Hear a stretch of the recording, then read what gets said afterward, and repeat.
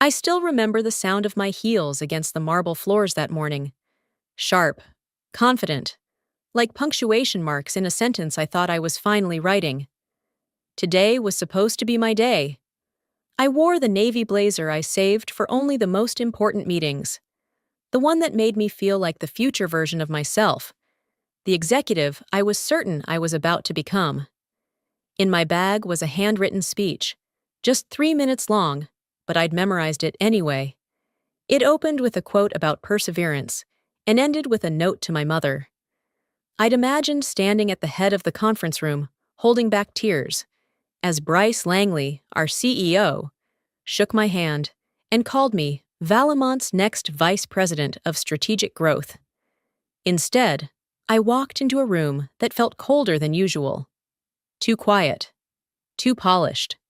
A tray of untouched coffee sat at the far end of the table.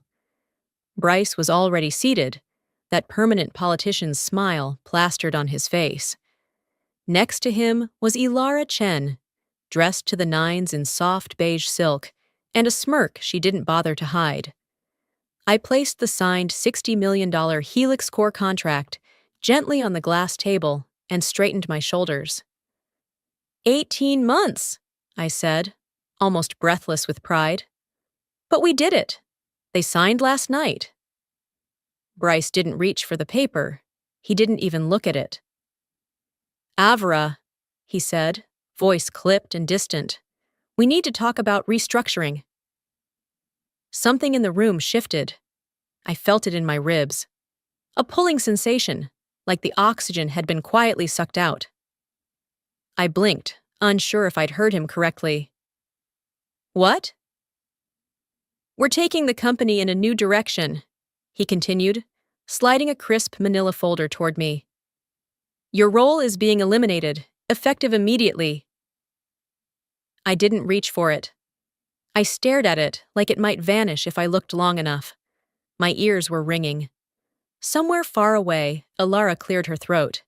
She'll be handling the Helix Core account moving forward, Bryce added. Her background aligns better with clients at that level. Her background. The words hit harder than the termination, because we all knew what he meant. I didn't have Ilara's Ivy League MBA. I didn't come from a family with connections or a polished pedigree. I had grit. I had results. But apparently, that wasn't enough. Not here. My fingers trembled as I opened the folder and signed where they told me to. I didn't cry. I didn't scream. I just closed the folder, stood up, and smiled like it didn't kill me. I'd just secured the biggest deal in Valamont's history, and they'd just erased me from it. But they had no idea what they'd set in motion, and that's what made me smile. 3 weeks before they fired me, I sat across from Sarah Dane in her corner office at Helix Core. Rain tapped gently against the towering windows behind her. San Francisco gray, steady, honest. She didn't offer small talk. She didn't need to. Sarah had the kind of presence that filled a room by being still. We'd gone through every detail of the $60 million contract already. Logistics, implementation, benchmarks, legal red lines. But she hadn't signed. Do you believe in what we're building? She asked. I nodded immediately. Completely. She tilted her head. Then tell me why you're still here, at Valamont. The question caught me off guard. I'm building something. I've invested years. She stared at me for a moment longer than was comfortable. Then she sat back, folded her hands on the desk, and said something I've never forgotten. I trust you, Avra. Not your company. You. Silence stretched between us, not awkward, but weighted. I've seen too many handoffs ruin good work, she continued. Too many senior advisors vanish once the ink dries. You brought this deal from concept to execution. I want you to finish it. I plan to, I said carefully, glancing at the legal draft. The contract outlines. She shook her head. Forget the contract. This isn't a clause. This is personal. I need your word. I looked at her then, not as a client, but as a woman who'd fought similar wars in boardrooms that didn't want to make space for us. She didn't ask for guarantees. She asked for something deeper. "You have my word," I said. "I will personally oversee this project." She extended her hand. We shook on it. No lawyers, no paper, just mutual conviction, sealed between two professionals who knew the game and decided to play by their own rules for once. ISI never told Valamont. Not Bryce, not Alara, not legal. It wasn't about secrecy, it was about instinct. Something told me that handshake might matter more than anything printed on those pages. Back in my apartment, the night after I was fired, I sat on the floor with the lights off and thought about that moment. Thought about the way Sarah's eyes didn't blink when she said she trusted me, not them. I remembered the firmness in her handshake, the weight of her trust, and the very quiet voice inside me that whispered, "This is the card you never show too early." Valamont thought they had secured everything: the contract, the client, the celebration. They believed I was just the vessel through which the deal flowed. They didn't know the deal wasn't with them. It was with me, and I wasn't with them anymore. I looked at my phone. The Helix Core launch was scheduled for Monday morning. No doubt Alara was already preparing to pose for press photos, rehearsing industry buzzwords she barely understood. They hadn't told Sarah yet. Of course not. They thought she'd go along with whatever pretty title they slid across the table. They didn't know what she'd said. "I trust you, Avera, not your company." It wasn't a clause. It wasn't even in writing. But it was binding. The most important agreements sometimes are. 3 days before they fired me, I stayed late to finalize the Helix Core rollout timeline. The office was quiet. Half the lights off, floor half empty. I liked it that way. The silence helped me think. I needed everything perfect for Sarah's team. After all, this wasn't just another account. It was my account, the one I had chased, built, earned. As I walked down the hall toward my office with a coffee in hand and notes under my arm, I paused when I heard voices coming from the corner suite. Bryce's office. The door was nearly closed, but not quite. I caught my name first. "Ilara, are you confident you're ready to handle Helix Core? It's a high-profile transition," Bryce said, voice low and deliberate. Ilara responded without hesitation. "Of course. Honestly, I think it's better this way. Avra's great with execution, but let's be real. She went to some state school in Arizona. Helix Core's execs are Ivy League, VCs, Stanford, MIT, Wharton types. She can't speak their language." There was a short pause. Bryce didn't object. That silence stung more than words. Then he chuckled. "Well, there's image too. Executive presence matters. And Helix Core's team has certain expectations." "You mean polish," Alara said, with that smug tone I'd heard so many times in meetings. "She's brilliant, but clients like this, especially at that scale, they want someone who looks like leadership." "Exactly," Bryce agreed. "Someone who fits the room before they even speak." My stomach clenched. I leaned closer to the door, breath held, eyes wide. Every word they spoke landed like a cut. But I didn't barge in. I didn't even move. I just stood there, paralyzed. It wasn't about the deal. It wasn't even about performance. It was about who they thought I was. And worse, who they believed I could never be. In that moment, I wasn't Avra Lorne, the woman who had just secured the biggest contract in company history. I wasn't the one who had flown back and forth to 3 cities in 1 week to close a proposal that no one else could crack. I wasn't the one Sarah Dane had personally chosen to lead the project. Number to them, I was still the girl who came from some state school in Arizona. I felt like I was 23 again, fresh out of college, sitting in my first corporate meeting, surrounded by confident voices, dropping names of professors, scholarships, legacies, programs I'd only read about. I remembered smiling too much, speaking too carefully, hoping not to sound out of place. I thought I'd moved past all that, but apparently they hadn't. My hand clenched around the coffee cup so hard it nearly cracked. My throat burned, but I didn't cry. I didn't storm in and demand respect. That wasn't my style, not anymore. Instead, I turned away quietly, each step heavier than the last. Back at my desk, I sat down slowly, barely breathing. I looked at the printout of the Helix Core implementation plan, color-coded, tight, precise. It was my best work. I stared at it, willing it to be enough. But somewhere deep down, I knew. In their eyes, it never would be. Not with my background, not with my face, not with my silence. But what they didn't know, what they never cared to ask, was that I didn't need to be loud to be dangerous. I didn't need pedigree to make impact.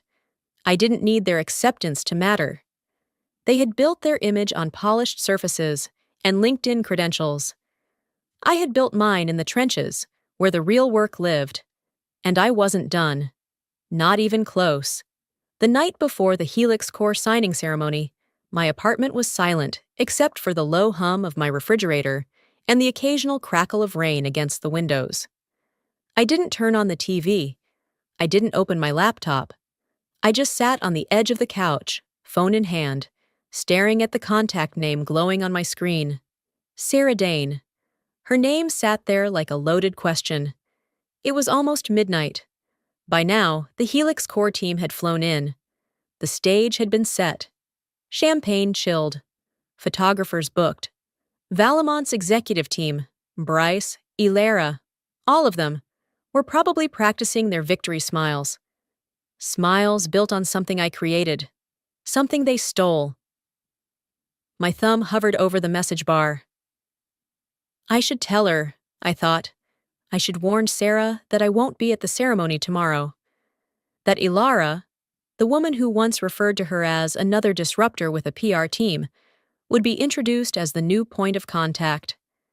That the person Sarah trusted, the person she shook hands with, was no longer with Valamont. I started typing.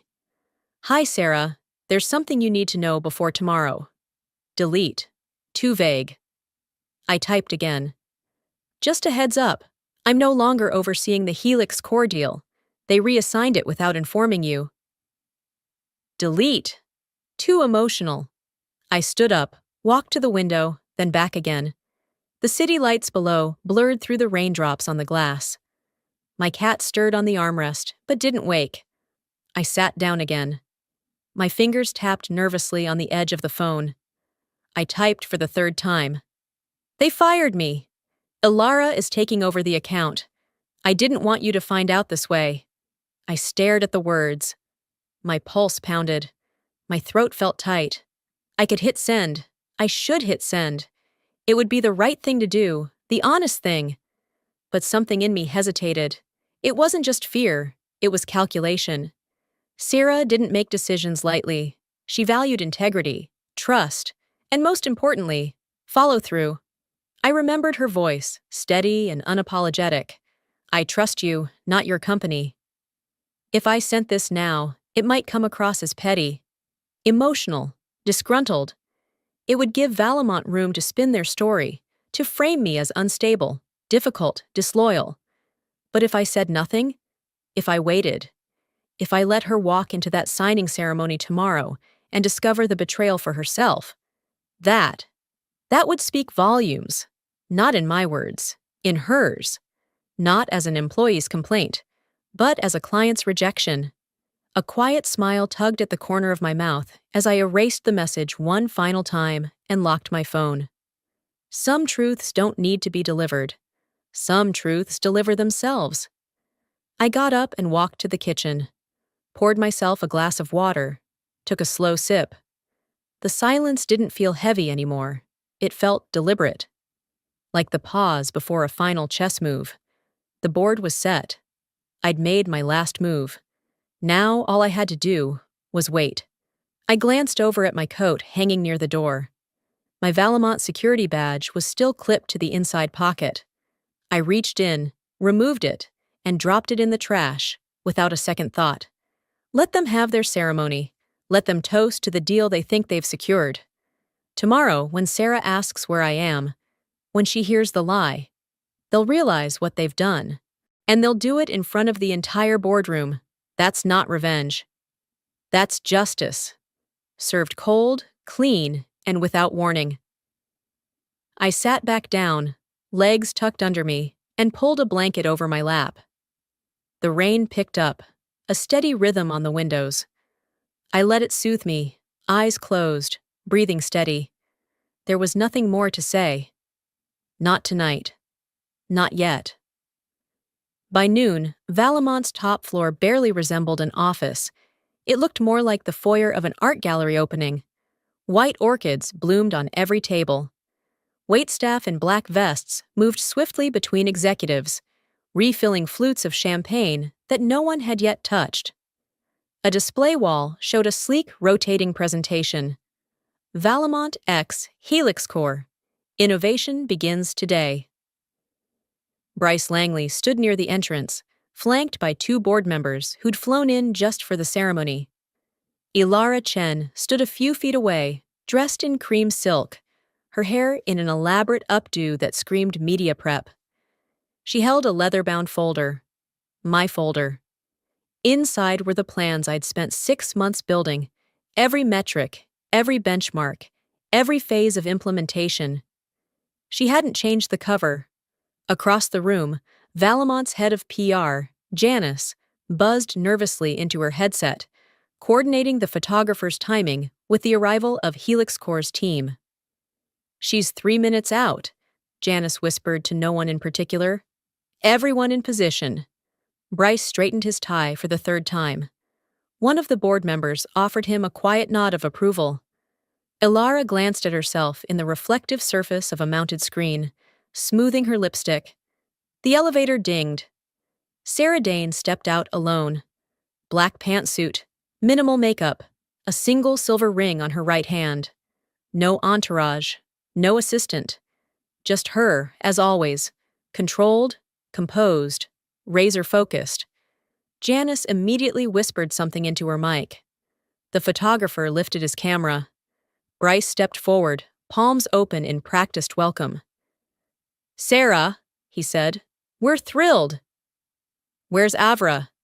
Her words sliced through the room like the sudden crack of thunder before a storm. The photographer paused, lens still raised. Janice looked up sharply. The board members blinked in confusion. The music faded into background noise, forgotten. Bryce's smile faltered.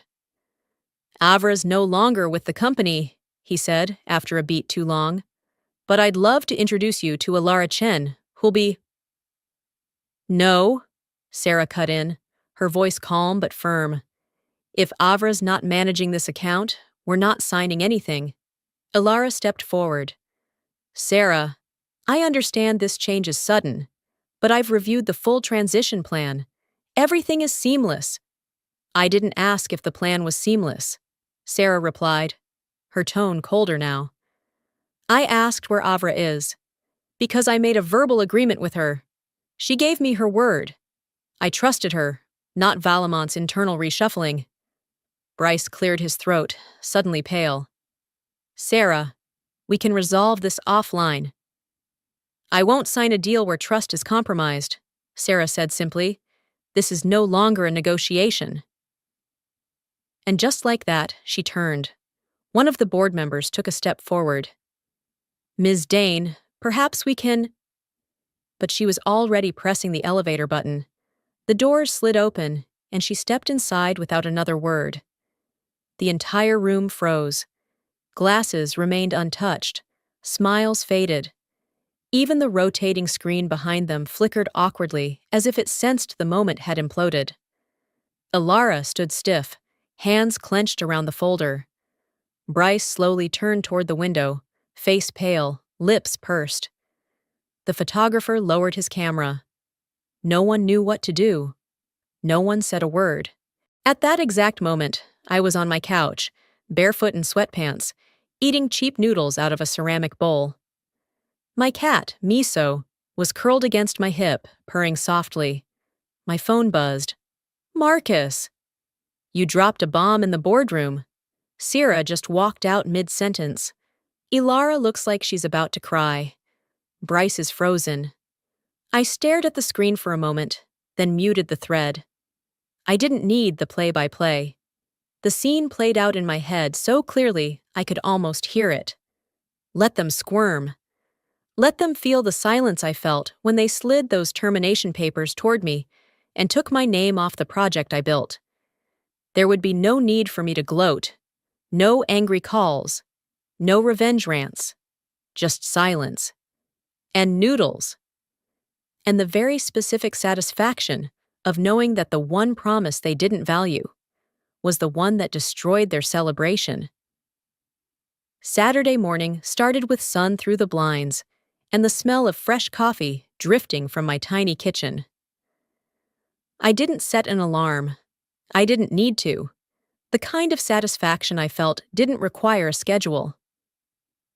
I had just sat down on my balcony with my favorite mug when my phone started buzzing. 6 missed calls, all from Valamont numbers. I ignored them. At 9:13 a.m., a 7th call came in. Bryce Langley. I watched it ring twice before answering. Let him sweat a little.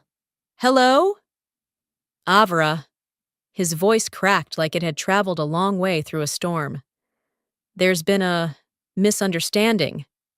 I took a long sip of coffee, letting the warmth spread before answering. A misunderstanding? He cleared his throat. Sarah Dane walked out yesterday. The Helix Core deal is on indefinite hold. We didn't anticipate that level of client loyalty. I did, I said flatly.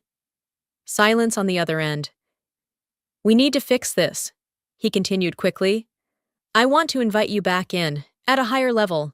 We're prepared to offer a significant compensation adjustment. VP title, triple your salary, a corner office, you'd report directly to me.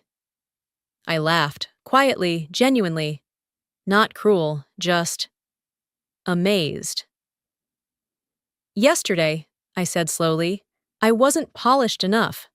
Not quite the right pedigree, not a fit for the image you wanted to project to clients like Sarah. That's not. It's exactly what you said, I cut in, my tone sharper now. You replaced me with someone who looked better on paper. Someone you thought belonged in that room more than I did. You gambled my work, my relationships, on image. Bryce hesitated. We miscalculated. No, I said, standing and walking back inside. You underestimated. Another pause. We're willing to make this right, Avra. I looked out the window toward the skyline. Somewhere in that gleaming city, Bryce was probably pacing in his glass office, sweating through his perfect suit. I'm sure you are, I replied, but I'm not. You're not what? Interested. His silence was deafening. I don't need a title, I continued. I don't need a view or a corner office. I needed respect. I needed recognition. And you made it clear what I was worth to you the second you slid that folder across the table. We were under pressure from the board, he said, desperation slipping in. It wasn't personal. But it was personal, I said calmly. You made it about where I went to school, how I carried myself, how I didn't look like your version of leadership. More silence. I imagined him running a hand through his silver-streaked hair the way he always did when he realized he'd lost leverage. We'll double the offer, he finally said, or name your price. I already have everything I want, I said. He exhaled hard. Avra, please. Good luck with Helix Core, I said gently, almost kindly. But if I were you, I'd be more worried about who's watching from the outside, because this isn't just about one deal anymore, is it? Click. I ended the call. I stood there for a moment, the quiet humming around me like a chorus of finality, the kind that doesn't require applause to feel complete. It wasn't revenge. It was correction. They had spent years molding a culture around Polish, pedigree, and politics. And in the span of 48 hours, it was crumbling. Not because of scandal, not because of failure, but because they bet against the one thing that can't be replaced: trust. I poured another cup of coffee. My phone buzzed again. Another message from Marcus. Bored in chaos. Bryce looks like he's about to pass out.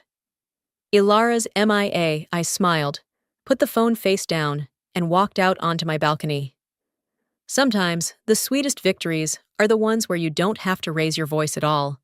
It was just after 8 p.m. when the doorbell rang. I wasn't expecting anyone. Still barefoot, I padded across my apartment and peered through the peephole.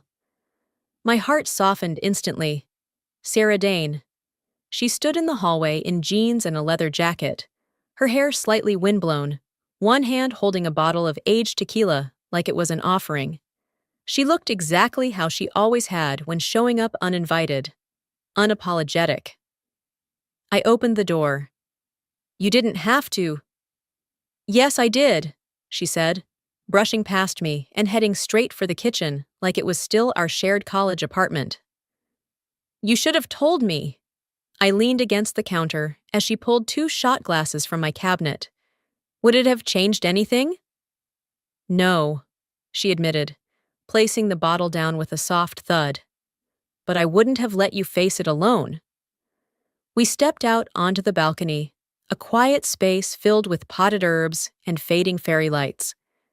The city stretched before us, glowing and indifferent. The bottle glistened between us. To promises kept, she said.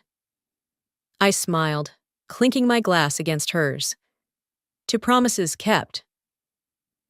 The tequila burned its way down, familiar and welcome.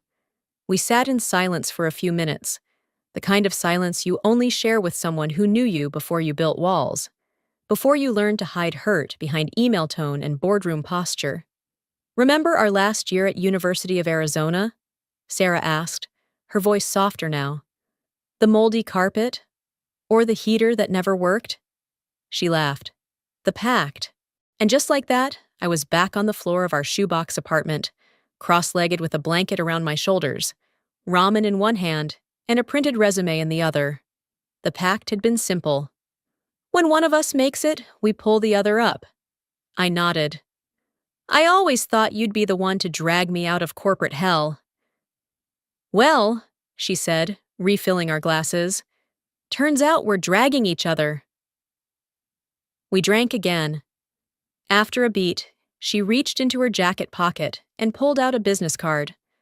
The name read, Blake Renner, founder and CEO, Lucent Grid. He's been building something, she said. Fast, smart, completely different from Valamont's dinosaur model. He's been trying to get me on board for 2 years, but I needed the right reason to take the leap. And now, I asked, you're the reason. I stared at the card. Simple, minimalist, just like Sarah. But behind the design, I could already feel something else. Possibility. What's he looking for? Someone who can handle enterprise strategy, someone clients trust, someone who just walked away from a $60 million deal because she kept her word. I raised an eyebrow. So I'm a walking resume now? Sarah smiled. You're the whole damn brochure. I twirled the card between my fingers. And what does he want from me? To meet you, that's it. I let the silence stretch a little longer, listening to the hum of cars below, the muffled music from a rooftop down the block. I'll meet him, I said finally, but only under one condition. Sarah leaned in. Name it. This time I pick my own team. No pedigree filters, no fake smiles, no Ivy League litmus test, just people who can do the damn work. She raised her glass again, eyes sharp. That's exactly why I'm bringing you in. We sat there until the bottle was half empty, until the lights of the city blurred slightly, and the heaviness of the week began to lift. It wasn't just about revenge anymore. It was about starting over, this time on our terms. The following Monday, I arrived early at a rooftop cafe in the Mission District, one of those spots with mismatched chairs, exposed brick walls, and a view that made your coffee taste more expensive than it was. I chose a seat in the far corner, facing the entrance. I'd always preferred seeing people walk toward me instead of letting them catch me off guard. At 10:02 a.m., Blake Renner stepped onto the terrace.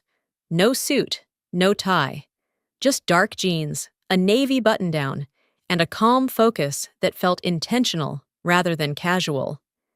He walked like someone who didn't need to prove anything but still had everything to gain. "Hope I didn't keep you waiting," he said, extending a hand as he sat down. I shook it. "You didn't." We ordered. Sparkling water for him, black coffee for me. No small talk. He cut to the chase. "I've been following your work at Valamont for a while," he said, "even before the Helix Core fallout." "Is that what we're calling it now? A fallout?" He smiled, unapologetic. "It's what it looked like from the outside, but I read between the lines. You were the reason that deal existed in the first place." I sipped my coffee, watching him carefully. "So why am I here?" "Because you understand enterprise clients in ways most people in this city don't. You build trust, not just systems. And you just walked away from $60 million on principle.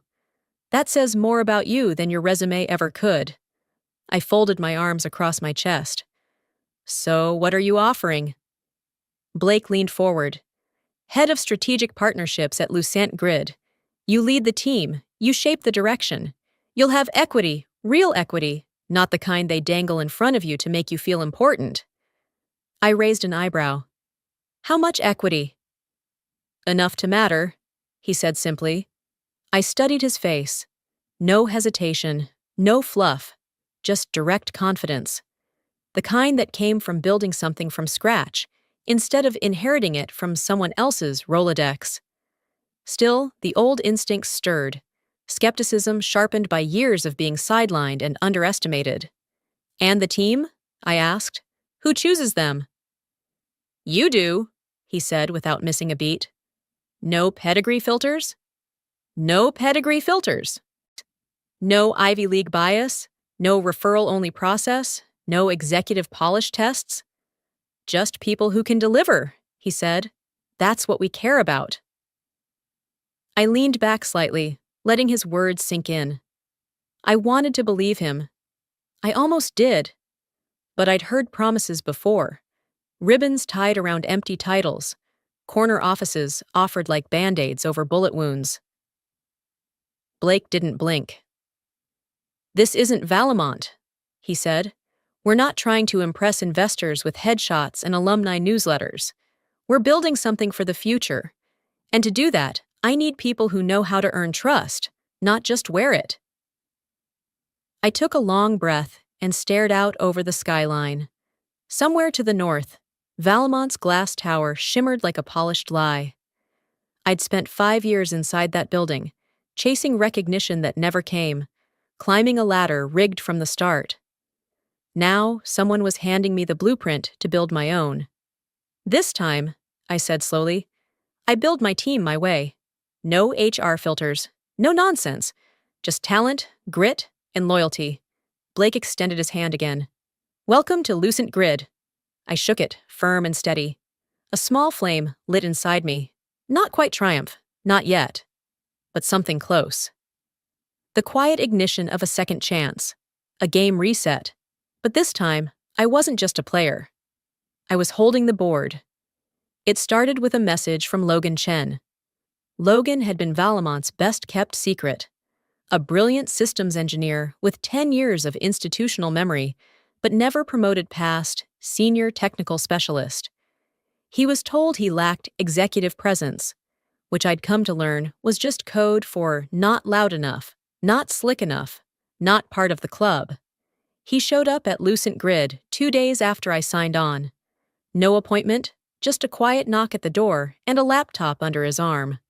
"I heard what happened," he said. "I stayed quiet for too long. I'm ready to build something that isn't broken." I hired him on the spot.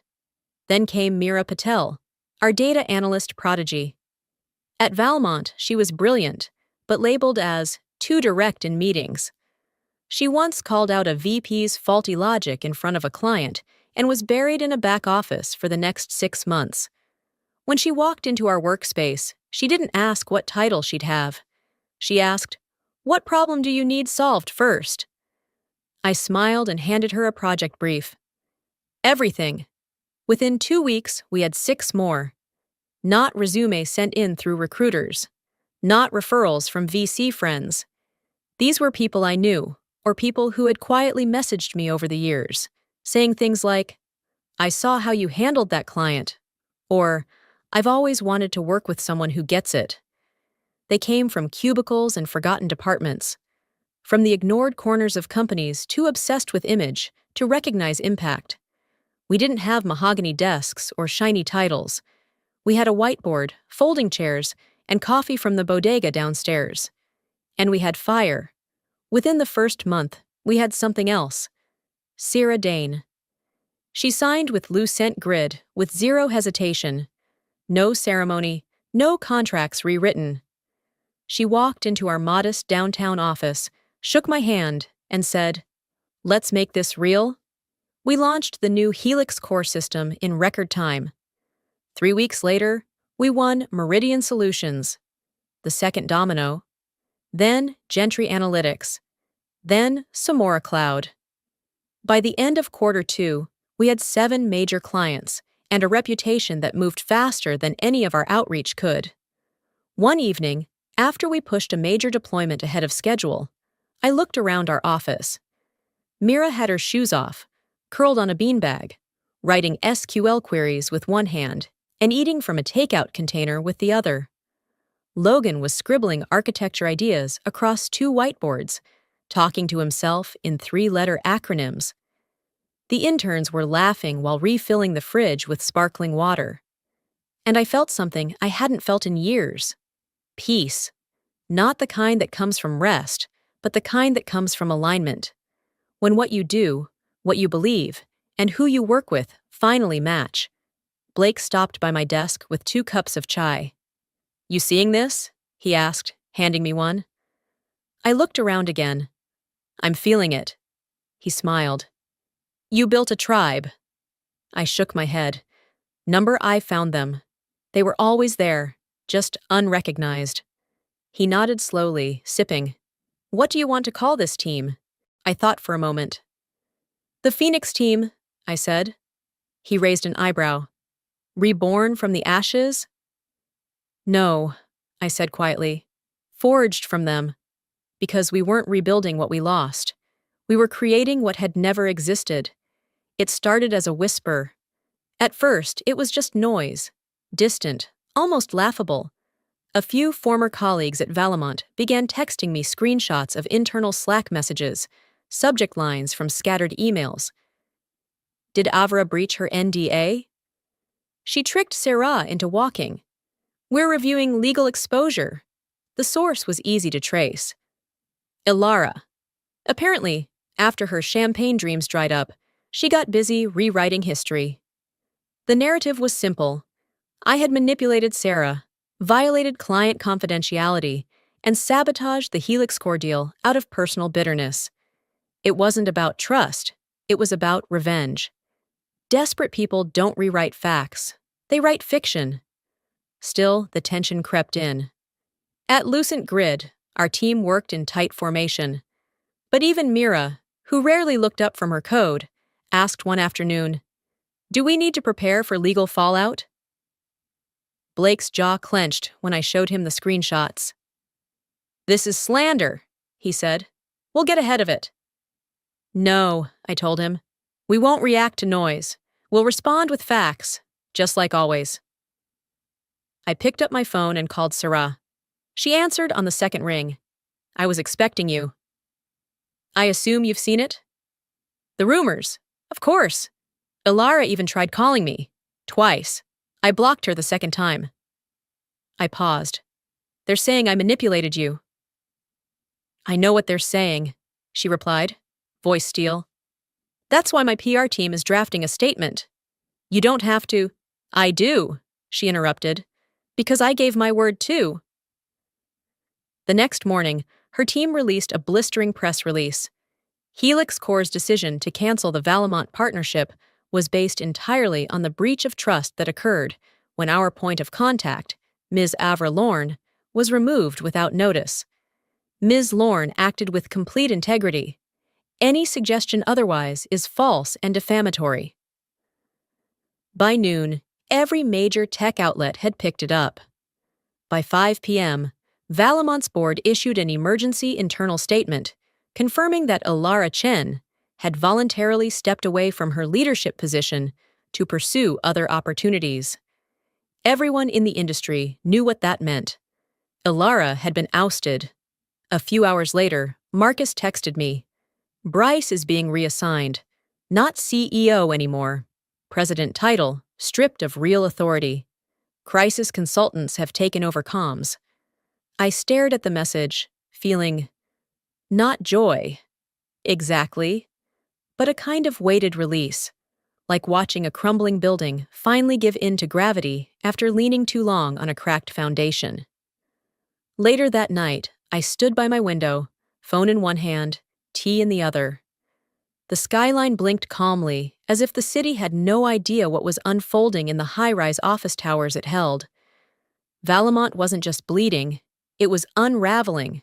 Reputation first, then leadership. Next would be the clients.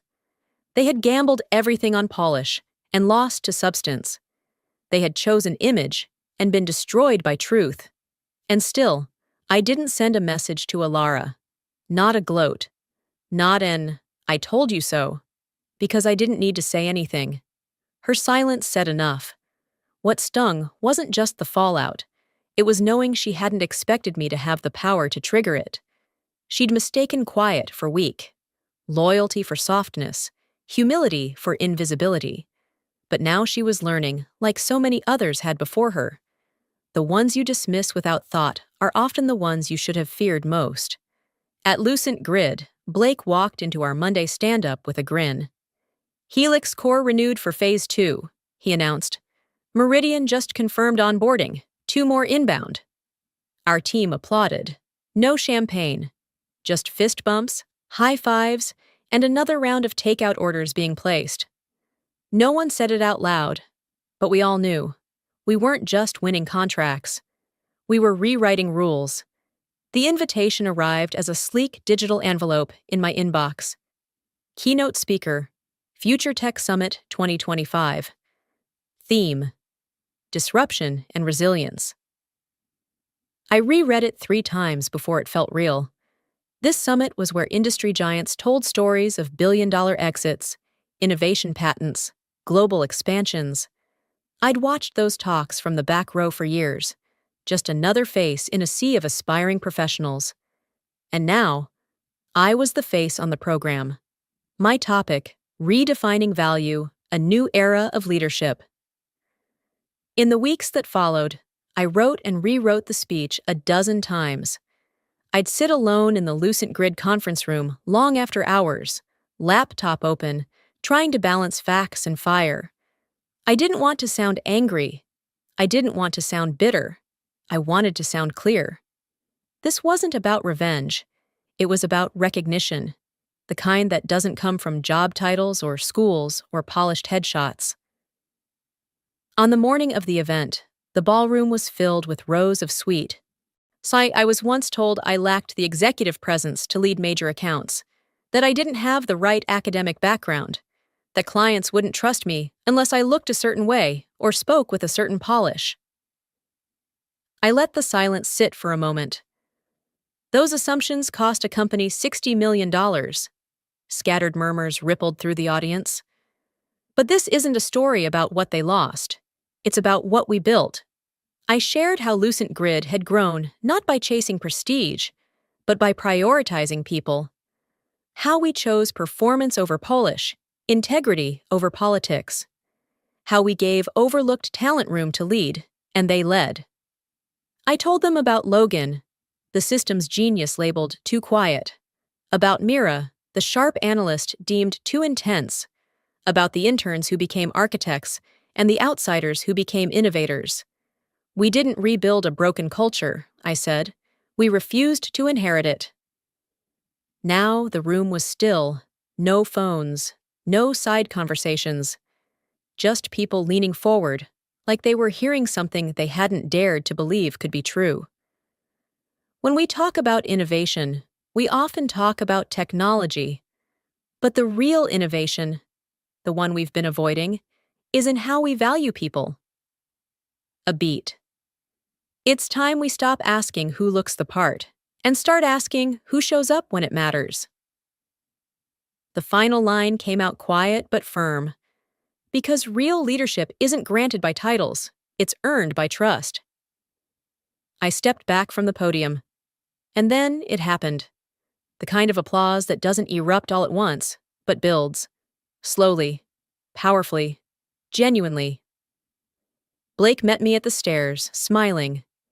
"You didn't just give a speech," he said. "You drew a line in the sand." Later that evening, at the closing ceremony, they named me Executive of the Year. I walked across the stage, lights hot on my skin, applause washing over me like rain after a drought. I wasn't wearing a designer dress, just a clean suit, simple heels, and the same calm I carried through every fire. In the front row, I noticed something. The seats marked for Valemont were empty. Of course they were. Some rooms are silent, not by accident, but by consequence. It arrived in a sleek white envelope, thick paper, no return address, just the gold-embossed seal of Valemont on the flap. I already knew what it was before I opened it. The buyout offer was generous, obscenely so. A 12-page proposal, multiple contingencies. Valemont wanted Lucent Grid. All of it. Full acquisition, full control. The letter came with all the right buzzwords. Strategic synergy, brand alignment, long-term vision. But under all that corporate poetry, the message was simple. We underestimated you. Now we want to own you. I placed the letter beside my coffee mug and stared at it for a while, unmoving. Not angry, not tempted, just clear. Across the office, Logan was explaining a new framework to a junior developer who had just joined last week.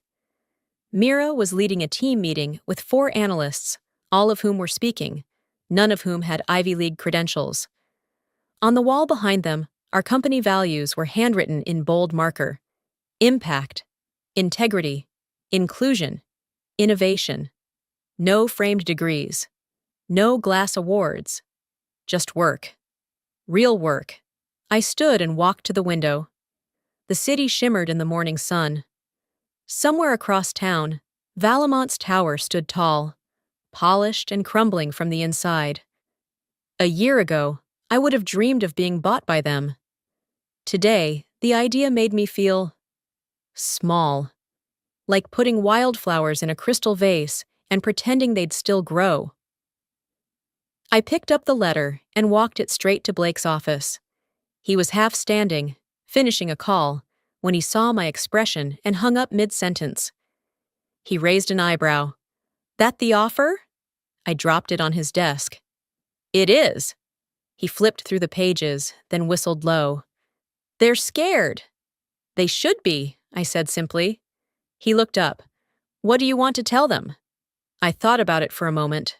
Then I smiled. "Tell them this. You couldn't afford me then.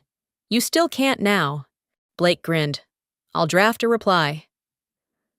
Later that day, as I walked back to my desk, I paused to look at the framed note beside my monitor. It was from Sarah. Simple, handwritten.